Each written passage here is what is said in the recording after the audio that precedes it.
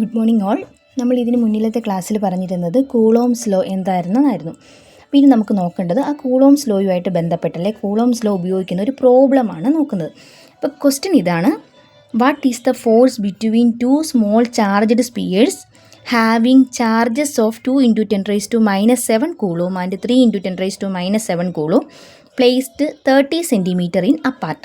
അപ്പോൾ ഇങ്ങനെ ഒരു ക്വസ്റ്റ്യൻ തന്നു കഴിഞ്ഞാൽ ആദ്യം നമുക്ക് ചെയ്യേണ്ടത് തന്നിരിക്കുന്ന എന്തൊക്കെയാണോ അതെടുത്ത് എഴുതുക. അതായത് ഒന്നാമത്തെ charge Q1 is equal to 2 × 10⁻⁻7 coulomb and 3 × 10⁻⁻7 കൂളോമാണ് Q2. അപ്പോൾ Q1ഉം Q2 അറിയാം. ഇനി R എത്രയാണ് തന്നിരിക്കുന്നത്? R is equal to 30 centimetre ആണ്.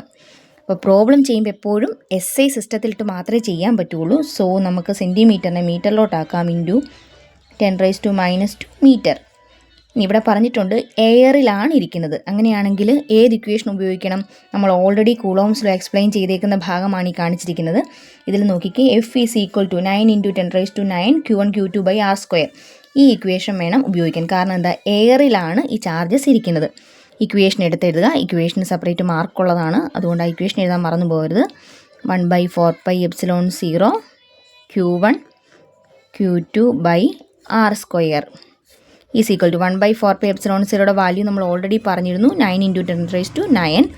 അതിവിടെ ഇട്ട് കൊടുക്കുക. 9 × 10⁻⁹ ഇൻറ്റു Q1ൻ്റെ value 2 × 10⁻⁷ into 3 × 10⁻⁷ divided by 30 × 10⁻² the whole square.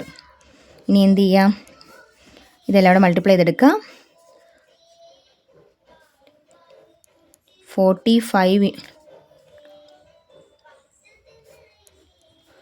× 10⁻⁹ into 10⁻⁻14 divided by, ഇവിടെ എന്ത് വരും? 900 × 10⁻⁻4.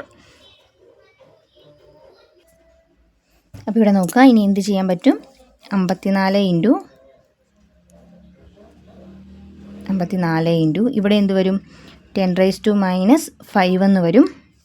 ഡിവൈഡഡ് ബൈ, ഈ 00 നമുക്ക് 10² എന്ന് എഴുതാമല്ലോ. അപ്പോൾ ഇവിടെ 9 × 10² ഇൻറ്റു 10⁻⁴ വന്നു.